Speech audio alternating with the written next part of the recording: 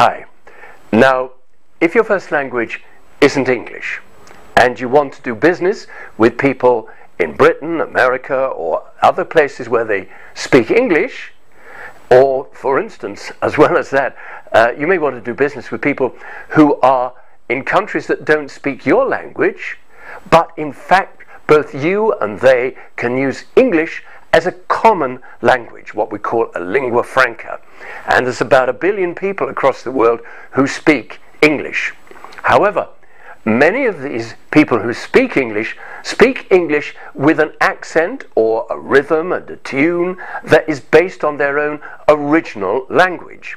Now this means that when you're on the phone to someone in Britain or America, or you arrive in Britain and America and you want to have a conversation and be sure that you're understood, if the accent that you use in the words, if the tune and the tone and the rhythm are still those of your original language, that can actually make things difficult. So we're going to start off now with a few basic things about how to perfect your spoken English. Now, the first thing to know is that in many countries, particularly when we come to Britain and speak English, we don't articulate enough. We don't open the mouth. And I know that when I go to a foreign country and I want to make myself understood in their language, I fall into a habit. I kind of speak as quick as I can and mumble a bit in the hopes that they won't realize how terrible I am at their language. And of course, it doesn't work. So the important thing to do when you're speaking English is to slow down. Most people, including British people, speak too fast. And also, most people, including British people, speak too quietly. And in many parts of the world, particularly in Asia and the Far East, people are very reticent of talking too loudly. And yet if you do not articulate and you do not talk loudly enough, people are going to mishear what you say. And you don't want people on the phone or when you meet them face to face, you don't want them to be saying, "I'm sorry, what was that? I didn't quite catch that. Could you repeat that?" That's very embarrassing. And it spoils the relationship you're trying to build with the other person. Now, to power your voice, your English voice, you need something special. If you drive a car, which most of us do, I'm sure, you've got to put gasoline or petrol or diesel, whatever it is, in the fuel tank to drive the car. And you need fuel to drive your voice. And the fuel you use is air.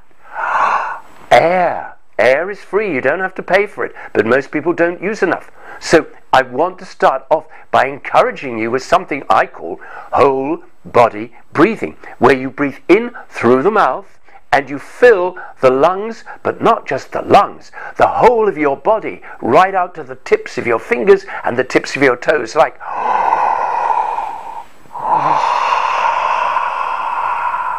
because if you practice that, after a while you find that you can push effortlessly words out on a cushion of air. Now, let's look at some of the key sounds in the English language. It's very important to get these key sounds that come in the middle of the words. R, A, E, O, and U.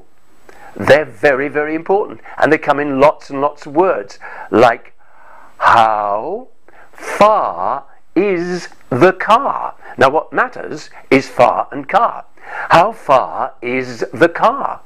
But don't drop off at the end of the sentence. People drop off at the end of the sentence all the time, partly because they're nervous, but usually because they don't have enough air. So whole body breathing, fill, and how far is the car? See how the words just flow out on a cushion of air.